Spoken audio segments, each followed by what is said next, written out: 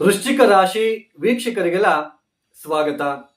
ವಿಶಾಖ ನಕ್ಷತ್ರ 4ನೇ ಪಾದ, ಅನುರಾಧ ನಕ್ಷತ್ರ 4 ಪಾದಗಳು, ಜ್ಯೇಷ್ಠ ನಕ್ಷತ್ರ 4 ಪಾದಗಳು ವೃಶ್ಚಿಕ ರಾಶಿಯಲ್ಲಿ ಬರ್ತಕ್ಕಂತಹ ನಕ್ಷತ್ರಗಳು.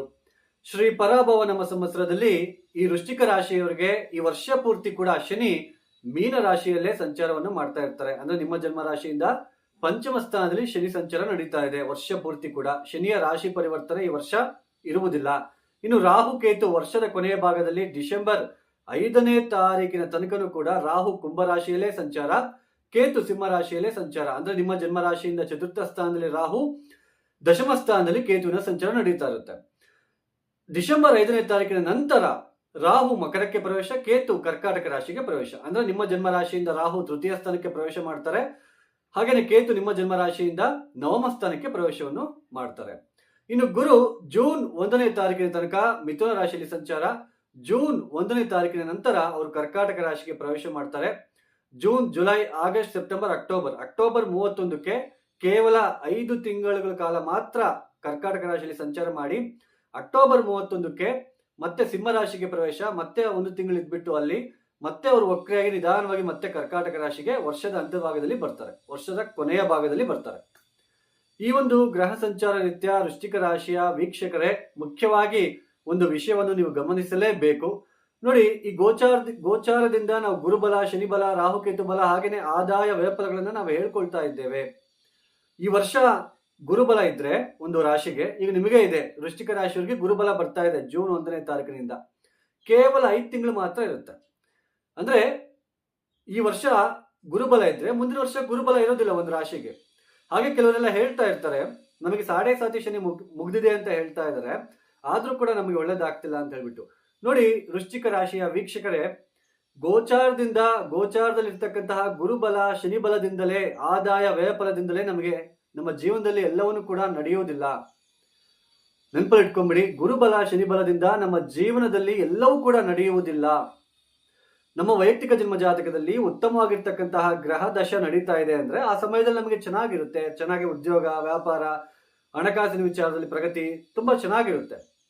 ಆ ಸಮಯದಲ್ಲಿ ಗುರುಬಲ ಬಂದ್ರೆ ಅದೇ ಸಮಯದಲ್ಲಿ ಉತ್ತಮವಾಗಿರ್ತಕ್ಕಂತಹ ಗ್ರಹಗಳ ದಶಭುಕ್ತಿ ಬಂದಾಗ, ಅದೇ ಸಮಯದಲ್ಲಿ ಗುರುಬಲ ಬಂದಾಗ ಮತ್ತಷ್ಟು ಶುಭ ಫಲಿತಾಂಶಗಳನ್ನ ಆ ವ್ಯಕ್ತಿ ಪಡ್ಕೊಳ್ತಾನೆ. ಅದೇ ಉತ್ತಮವಾಗಿರ್ತಕ್ಕಂತಹ ಗ್ರಹ ದಶಭುಕ್ತಿ ನಡಿಬೇಕಾದ್ರೆ ಗುರುಬಲ ಇಲ್ಲ ಅಂದ್ರೂ, ಶನಿ ಬಲ ಇಲ್ಲ ಅಂದ್ರೂ ಅವ್ರ ಜಾತಕ ಚೆನ್ನಾಗಿರುತ್ತೆ, ಸ್ವಲ್ಪ ಚೆನ್ನಾಗಿ ನಡ್ಕೊಂತ ಹೋಗ್ತಾ ಇರುತ್ತೆ, ತೊಂದರೆ ಇರೋದಿಲ್ಲ. ಅದೇ ಪಾಪಗ್ರಹಗಳ ದಶಭುಕ್ತಿ ನಡೀತಾ ಇರ್ಬೇಕಾದ್ರೆ ಆ ವ್ಯಕ್ತಿ ತುಂಬಾ ಸಂಕಟಗಳನ್ನ ಎದುರಿಸ್ತಾ ಇರ್ತಾನೆ. ಆ ಸಮಯದಲ್ಲಿ ಗುರುಬಲ ಇಲ್ಲ ಅಂದ್ರೆ, ಶನಿ ಬಲ ಇಲ್ಲ ಅಂದ್ರೆ ತುಂಬಾ ಮತ್ತಷ್ಟು ತೊಂದರೆ ತಾಪತ್ರಗಳನ್ನ ಅನುಭವಿಸ್ಲೇಬೇಕು. ಅದೇ ಪಾಪಗ್ರಹಗಳ ದಶಭುಕ್ತಿ ಕಾಲದಲ್ಲಿ ಆ ವ್ಯಕ್ತಿ ತೊಂದರೆ ಪಡುವ ಕಾಲದಲ್ಲಿ ಗುರುಬಲ ಬಂದ್ರೆ ಆ ಸಮಯದಲ್ಲಿ ಸ್ವಲ್ಪ ನಿಟ್ಟುಸಿರು ಬಿಡ್ತಾನೆ. ಆ 5 ತಿಂಗಳು 6 ತಿಂಗಳು ಸ್ವಲ್ಪ ಬೇಸಿಗೆಯಲ್ಲಿ ಮಳೆ ಬಂದು ಹೋದಂಗಿರುತ್ತೆ. ಬೇಸಿಗೆ ಕಾಲದಲ್ಲಿ ಮಳೆ ಬಂದ್ರೆ ಏನಾಗುತ್ತೆ, ಆ ಕ್ಷಣಕ್ಕೆ ತಂಪಾಗುತ್ತೆ. ಸೊ ಗೋಚಾರದಲ್ಲಿ ಇರ್ತಕ್ಕಂತಹ ಗುರುಬಲ, ಶನಿಬಲವನ್ನು ಮೇಜರ್ ಆಗಿ ಕನ್ಸಿಡರ್ ಮಾಡ್ಕೋಬೇಡಿ.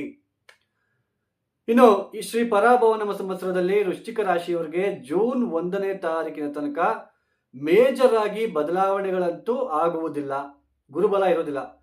ಇನ್ನು ಪಂಚಮ ಶನಿ ಬೇರೆ, ಚತುರ್ಥ ಸ್ಥಾನದಲ್ಲಿ ರಾಹು ಮತ್ತೆ ದಶಮ ಸ್ಥಾನದಲ್ಲಿ ಕೇತು. ಉದ್ಯೋಗ ವಿಚಾರದಲ್ಲಿ ಸಾಕಷ್ಟು ತೊಂದರೆಗಳಾಗಿರ್ಬೋದು, ಇನ್ವೆಸ್ಟ್ಮೆಂಟು, ಸಂತಾನದ ಒಂದು ವಿಚಾರದಲ್ಲಿ ಹಣ ಬಂಡವಾಳ ಹಾಕ್ಬಿಟ್ಟು ನಷ್ಟ ಅನುಭವಿಸಿರ್ತಕ್ಕಂಥದ್ದು, ಶೇರ್ ಮಾರ್ಕೆಟ್ ಅಲ್ಲಿ ಕೆಲವೊಬ್ಬರು ದುಡ್ಡು ಹಾಕ್ಬಿಟ್ಟು ನಷ್ಟ ಆಗಿರುತ್ತೆ, ಅಥವಾ ಹಣಕಾಸಿನ ವಿಚಾರದಲ್ಲಿ ದೊಡ್ಡ ಮಟ್ಟಕ್ಕೆ ಪ್ರಗತಿ ಆಗದಂಗೆ ಸ್ವಲ್ಪ ಸಾಕಷ್ಟು ನೋವು ಪಡ್ತಾ ಇರ್ತೀರಾ ಈ ವೃಶ್ಚಿಕ ರಾಶಿಯಲ್ಲಿ ಇಟ್ಟಿರ್ತಕ್ಕಂಥವ್ರು. ಜೂನ್ 1ನೇ ತಾರೀಕಿನಿಂದ ಗುರು ನವಮ ಸ್ಥಾನಕ್ಕೆ ಪ್ರವೇಶ ಮಾಡ್ತಾರೆ. ಇಲ್ಲಿಂದ ಮತ್ತೆ ನಿಮಗೆ ಗುರುಬಲದ ಸಹಾಯ ನಿಮಗೆ ಸಿಗ್ತಾ ಹೋಗುತ್ತೆ. ಸಹಾಯ ಅಂತ ಮಾತ್ರ ನಾನು ಹೇಳ್ತಾ ಇದ್ದೇನೆ. ಮತ್ತೆ ನಿಮಗೆ ಗುರುಬಲ ಬರ್ತಾ ಇರೋದ್ರಿಂದ ಸ್ವಲ್ಪ ಹಣಕಾಸಿನ ವಿಚಾರದಲ್ಲಿ ಅಭಿವೃದ್ಧಿ ಉಂಟಾಗ್ತಕ್ಕಂಥದ್ದು, ತೀರ್ಥಕ್ಷೇತ್ರಗಳ ದರ್ಶನ, ದೇವತಾ ಕಾರ್ಯಗಳಲ್ಲಿ ಆಸಕ್ತಿ ಹೆಚ್ಚಾಗ್ತಕ್ಕಂಥದ್ದು, ಹಾಗೇನೆ ತಂದೆಯ ಜೊತೆ ಉತ್ತಮ ಬಾಂಧವ್ಯ ಸಿಗ್ತಕ್ಕಂಥದ್ದು, ಆಮೇಲೆ ಈ ಒಂದು ನೀವು ಮಾಡ್ತಕ್ಕಂತಹ ಕೆಲಸ ಕಾರ್ಯಕ್ಕೆ ಒಂದು ರೆಕಗ್ನೈಸೇಷನ್, ಒಂದು ಹೆಸರು ಬರ್ತಕ್ಕಂತಹ ಒಂದು ವಿಶೇಷವಾಗಿರ್ತಕ್ಕಂತಹ ಕಾಲ ಇದಾಗಿರುತ್ತೆ. ನವಮ ಸ್ಥಾನದಲ್ಲಿ ಗುರು ಸಂಚಾರ ಮಾಡಬೇಕಾದ್ರೆ ನೇರವಾಗಿ ನವಮ ದೃಷ್ಟಿಯಿಂದ ಪಂಚಮ ಸ್ಥಾನವನ್ನು ನೋಡ್ತಾರೆ. ಪಂಚಮ ಸ್ಥಾನದಲ್ಲಿ ಯಾರಿದ್ದಾರೆ, ಶನಿ ಸಂಚಾರ ನಡೀತಾ ಇದೆ. ಸೊ ನೀವು ಮಾಡ್ತಕ್ಕಂತಹ ಪ್ರತಿ ಕೆಲಸದಲ್ಲೂ ರೆಕಗ್ನೈಸೇಷನ್ ಸಿಗುತ್ತೆ, ಆಲೋಚನೆ ಮಾಡಿ ಮುಂದುವರಿತೀರಾ. ಈ ಜೂನ್ 1 ತನಕ ನೋಡ್ಕೊಳ್ಳಿ, ಜೂನ್ 1 ನಂತರ ನೋಡ್ಕೊಳ್ಳಿ ಬದಲಾವಣೆಗಳನ್ನ. ಕೆಲವೊಂದು ಚಿಕ್ಕ ಪುಟ್ಟ ಬದಲಾವಣೆಗಳನ್ನ ನೋಡ್ಕೊಳ್ಳಿ. ಜೂನ್ 1 ತನಕ ತುಂಬಾನೇ ಚಿಂತೆ, ಏನೋ ಒಂದು ನೆಗೆಟಿವ್ ಆಲೋಚನೆ, ಏನ್ ಮಾಡೋದಕ್ಕೂ ಏನ್ ಮಾಡೋದಕ್ಕೂ ಅಲ್ಲಿ ಆಗ್ತಾ ಇರೋದಿಲ್ಲ. ಮತ್ತೆ ನೀವ್ ಏನೇ ಮಾಡಿದ್ರು ಅದಕ್ಕೆ ನೆಗೆಟಿವ್ ರೆಸ್ಪಾನ್ಸೇ ಬರ್ತಾ ಇರುತ್ತೆ. ನಿಮ್ಮನ್ನ ಮೆಚ್ಕೊಳ್ತಕ್ಕಂಥವ್ರಿಗಿಂತ ನಿಮ್ಮನ್ನ ಬೈಕೊಳ್ಳೋರೇ ಜಾಸ್ತಿ ಇರ್ತಾರೆ, ಅಥವಾ ನಿಮ್ಮನ್ನ ಹೀಯಾಳಿಸ್ತಕ್ಕಂಥವ್ರು ಜಾಸ್ತಿ ಇರ್ತಾರೆ. ಕೆಲಸದಲ್ಲಿ ದೊಡ್ಡ ಮಟ್ಟಕ್ಕೆ ಪ್ರಗತಿ ಕಾಣಕ್ಕಾಗಲ್ಲ. ಈ ತರ ನೀವು ನೋವು ಪಡ್ತಾ ಇರ್ತೀರ ಇವಾಗ. ಅದೇ ಜೂನ್ 1 ತಾರೀಕಿನಿಂದ ಅದೆಲ್ಲ ರಿವರ್ಸ್ ಆಗುತ್ತೆ. ಮತ್ತೆ ನಿಮಗೆ ರೆಕಗ್ನೈಸೇಷನ್ ಸಿಗ್ತಕ್ಕಂಥದ್ದು. ನೀವು ಚಿಕ್ಕದಾಗಿ ಏನಾದರೂ ಒಂದು ವೃಶ್ಚಿಕ ರಾಶಿಯಲ್ಲಿ ಹುಟ್ಟಿರ್ತಕ್ಕಂತಹ ಸ್ತ್ರೀಯರು ಏನಾದರೂ ಚಿಕ್ಕದಾಗಿ ಅಡುಗೆ ಮಾಡಿದ್ರು ಅದು ಚೆನ್ನಾಗಿಲ್ಲ ಅಂದ್ರೂ ಇಲ್ಲಿಗೆ ಅಪ್ರಿಷಿಯೇಷನ್ ಸಿಕ್ಬಿಡುತ್ತೆ. ಯಾಕಂದ್ರೆ ಗುರುಬಲ ಬರ್ತಾ ಇರೋದ್ರಿಂದ. ಅದೇ ಅಷ್ಟಮ ಸ್ಥಾನದಲ್ಲಿದ್ದಾಗ ಅಪ್ರಿಷಿಯೇಷನ್ ಇರೋದಿಲ್ಲ. ವೃಶ್ಚಿಕ ರಾಶಿಯಲ್ಲಿ ಹುಟ್ಟಿರ್ತಕ್ಕಂತಹ ಸ್ತ್ರೀಯರಿಗೆ ಅವರ ಪತಿಯ ಸಂಪಾದನೆಯಲ್ಲೂ ಕೂಡ ತುಂಬಾ ತೊಂದರೆ ಆಗ್ತಾ ಇರುತ್ತೆ ಅವರಿಗೆ, ಅವರ ಪತಿಗೆ. ಆ ಒಂದು ಟೆನ್ಷನ್ ಕೂಡ ಇರುತ್ತೆ. ನವಮ ಸ್ಥಾನಕ್ಕೆ ಗುರು ಬಂದಾಗ ಎಲ್ಲಾನು ಕೂಡ ಸಮತೋಲನವಾಗಿ ನಿಮಗೆ ನಿಭಾಯಿಸ್ಕೊಂಡು ಹೋಗ್ತೀರಾ.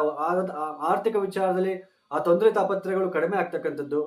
ಆಮೇಲೆ ಪ್ರಯಾಣಗಳು, ತೀರ್ಥಕ್ಷೇತ್ರಗಳ ದರ್ಶನಗಳನ್ನ ನೀವು ಮಾಡ್ಕೊಳ್ತಾ ಹೋಗ್ತೀರಾ. ಮತ್ತೆ ದೂರದ ದೇಶಕ್ಕೆ ಪ್ರಯಾಣ ಮಾಡ್ಬೇಕು ಅಂತ ಅನ್ಕೊಂಡಿರೋರಿಗೆ ಅದು ಅವಕಾಶ ಸಿಗ್ತಾ ಹೋಗುತ್ತೆ. ಮತ್ತಾಮೇಲೆ ನಾನು ಏನು ಹಿಂದೆ ತಪ್ಪು ಮಾಡಿದ್ದೆ, ಎಲ್ಲಿ ಇನ್ವೆಸ್ಟ್ಮೆಂಟ್ ಮಾಡಿ ಕಳ್ಕೊಂಡಿದ್ದೆ, ಮತ್ತೆ ಅದನ್ನ ಹೇಗೆ ಸರಿಪಡಿಸ್ಕೋಬೇಕು, ಆ ತರ ಆಲೋಚನೆ ಮಾಡ್ತಾ ಮತ್ತೆ ನೀವು ಪಾಸಿಟಿವ್ ಆಗಿ ಬ್ಯಾಲೆನ್ಸ್ ಮಾಡ್ಕೊಂತ ಹೋಗ್ತೀರಾ. ನವಮ ಸ್ಥಾನದಲ್ಲಿ ಗುರು ಬಂದಾಗ ತುಂಬಾ ಅದ್ಭುತವಾಗಿರ್ತಕ್ಕಂತಹ ಯಶಸ್ಸು ನಿಮಗೆ ಸಿಗ್ತಾ ಹೋಗುತ್ತೆ. ಸೊ ಪಂಚಮ ಸ್ಥಾನದಲ್ಲಿ ಶನಿ ಇದ್ದಾರೆ. ಸ್ವಲ್ಪ ಜೂನ್ 1 ತಾರೀಕಿನ ತನಕ ಸ್ವಲ್ಪ ಇನ್ವೆಸ್ಟ್ಮೆಂಟ್, ದುಡ್ಡಿನ ವಿಚಾರದಲ್ಲಿ ಸ್ವಲ್ಪ ಜಾಗೃತಿಯಾಗಿರ್ಬೇಕು. ಕೌಟುಂಬಿಕ ವಿಚಾರದಲ್ಲಿ, ಹಣಕಾಸಿನ ವಿಚಾರದಲ್ಲಿ ಪ್ರಗತಿ ಆಗದಂಗೆ ನೋವು ಪಟ್ಕೊಂತ, ಯಾರಿಗೋ ದುಡ್ಡು ಕೊಟ್ಟು ಕಳ್ಕೊಂಡು, ಎಲ್ಲೋ ದುಡ್ಡು ಕೊಟ್ಟು ಕಳ್ಕೊಂಡು ಅದನ್ನೆಲ್ಲ ಅನುಭವಿಸ್ತಾ ಇದ್ದೀರಾ. ಬಟ್ 9th ಪ್ಲೇಸ್ಗೆ ಗುರು ಬರ್ಲಿ, ವೆಯ್ಟ್ ಮಾಡಿ. ಬಟ್ ನಿಮ್ಮ ದಶಾಭಕ್ತಿ ಚೆನ್ನಾಗಿದ್ರೆ, ಯಾಕಂದ್ರೆ ವೃಶ್ಚಿಕ ರಾಶಿಯಲ್ಲಿ ಲಕ್ಷಾಂಗಟ್ಲೆ ಹುಟ್ಟಿರ್ತಾರೆ, ಅವ್ರಿಗೆ ಒಳ್ಳೆ ದಶಾಭಕ್ತಿ ನಡೀತಾ ಇದ್ರೆ ಒಳ್ಳೇದೇ ಆಗ್ತಾ ಇರುತ್ತೆ, ತೊಂದರೆ ಅಂತೂ ಆಗೋದಿಲ್ಲ. ಸೊ ನವಮ ಸ್ಥಾನಕ್ಕೆ ಗುರು ಬರ್ತಾ ಇರೋದ್ರಿಂದ ವಿಶೇಷವಾಗಿರ್ತಕ್ಕಂತಹ ಒಂದು ಉತ್ತಮವಾಗಿರ್ತಕ್ಕಂತಹ ಬದಲಾವಣೆಗಳನ್ನ ನೋಡ್ತಾ ಹೋಗ್ತೀರಾ. ಅಕ್ಟೋಬರ್ 31ಕ್ಕೆ ಗುರು ದಶಮ ಸ್ಥಾನಕ್ಕೆ ಪ್ರವೇಶ ಮಾಡ್ತಾರೆ. ಮತ್ತೆ ಅವಾಗ ಉದ್ಯೋಗದಲ್ಲಿ ಬದಲಾವಣೆಗಳನ್ನ ನೋಡ್ತೀರಾ. ಆಕಸ್ಮಿಕವಾಗಿ ಉದ್ಯೋಗದಲ್ಲಿ ಇರ್ತಕ್ಕಂಥ ಬದಲಾವಣೆಗಳನ್ನ ನೋಡ್ತೀರಾ. ಮತ್ತೆ ಚತುರ್ಥ ಸ್ಥಾನದಲ್ಲಿ ರಾಹು ಇರ್ತಕ್ಕಂಥದ್ದು, ಇದು ತಾಯಿಯ ಆರೋಗ್ಯಕ್ಷೇಮಕ್ಕೆ ಅಥವಾ ಯೋಗಕ್ಷೇಮಕ್ಕೆ ಒಳ್ಳೇದಲ್ಲ. ಮನೆಯಲ್ಲಿ ನೆಮ್ಮದಿ ಇರೋದಿಲ್ಲ. ಈ ತರಹದ ಒಂದು ಸಿಚುವೇಶನ್ ಕೂಡ ನಿಮಗೆ ಹೆಚ್ಚಾಗಿ ಕಂಡು ಬರ್ತಾ ಇರುತ್ತೆ. ಸೊ ಈ ತರಹದ ಒಂದು ಪರಿಸ್ಥಿತಿ ಸ್ನೇಹಿತರೆ. ನೋಡಿ, ವೃಶ್ಚಿಕ ರಾಶಿಯಲ್ಲಿ ಹುಟ್ಟಿರ್ತಕ್ಕಂತಹ ವಿಶಾಖ ನಕ್ಷತ್ರ 4ನೇ ಪಾದದವರೆಗೆ ಗುರು ಸಂಚಾರ ಮತ್ತೆ ಶನಿ ಸಂಚಾರ ಸ್ವಲ್ಪ ಯಾವಾಗ ಚೆನ್ನಾಗಿರುತ್ತೆ ನೋಡೋಣ.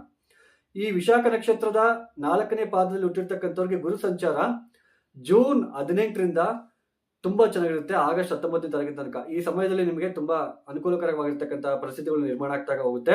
ಮದುವೆ ಆಗದೇ ಇರೋರು, ಮಕ್ಕಳಾಗದೇ ಇರೋರು ಈ ಸಮಯದಲ್ಲಿ ನೋಡ್ಕೊಳ್ಳಿ, ನೀವು ಇಂಪ್ರೂವ್ಮೆಂಟ್ ಆಗುತ್ತೆ. ಮತ್ತೆ ಅಕ್ಟೋಬರ್ 31ರಿಂದ ಚೆನ್ನಾಗಿರುತ್ತೆ. ಈ ಶನಿ ಸಂಚಾರ ಯಾವಾಗ ಚೆನ್ನಾಗಿರುತ್ತೆ ಅಂದ್ರೆ ಮೇ 17ನೇ ತಾರೀಕಿನ ತನಕ ಮಾತ್ರ ಚೆನ್ನಾಗಿರುತ್ತೆ.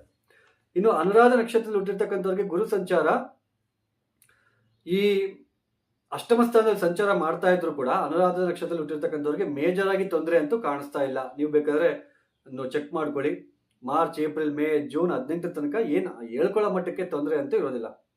ಜೂನ್ 18ರಿಂದ ಮತ್ತೆ ಆಗಸ್ಟ್ 19 ತನಕ ಅಷ್ಟೊಂದು ಚೆನ್ನಾಗಿರೋದಿಲ್ಲ. ಈವನ್ ನವಮ ಸ್ಥಾನದಲ್ಲಿ ಸಂಚಾರ ಮಾಡ್ತಾ ಇದ್ರು ಮತ್ತೆ ಆಗಸ್ಟ್ 19ರಿಂದ ಸ್ವಲ್ಪ ಮತ್ತೆ ನಿಮಗೆ ಅನುಕೂಲಕರವಾಗಿರ್ತಕ್ಕಂತಹ ಪರಿಸ್ಥಿತಿಗಳು ನಿರ್ಮಾಣ ಆಗ್ತಾ ಹೋಗುತ್ತೆ.